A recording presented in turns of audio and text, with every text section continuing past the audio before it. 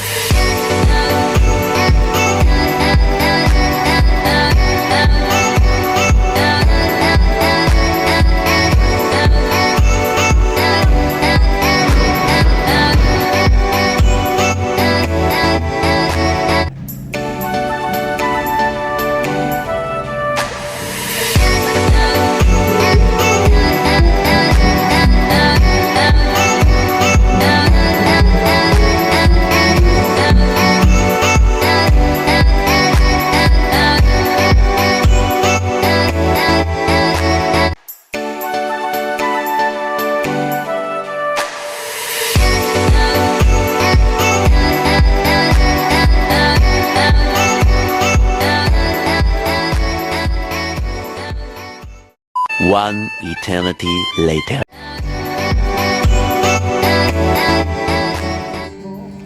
Hi guys, ngayon po after po namin dun sa 10,000 Roses, dito naman po kami papunta sa Mancheto dito po sa Ayala. Dito po ay may kainan daw na masarap todo yung food. So, na pwede pong tambayan after pong pagta-travel nyo.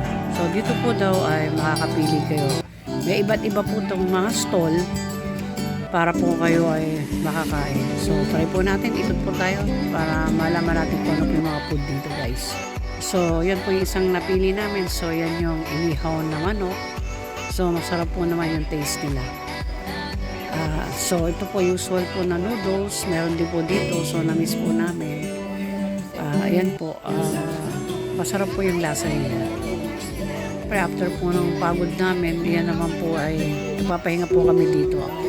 At ito po ay malapit lang po sa tinitiran namin, walking distance po, kaya sobrang okay po sa amin, hindi na po kami nahirapan.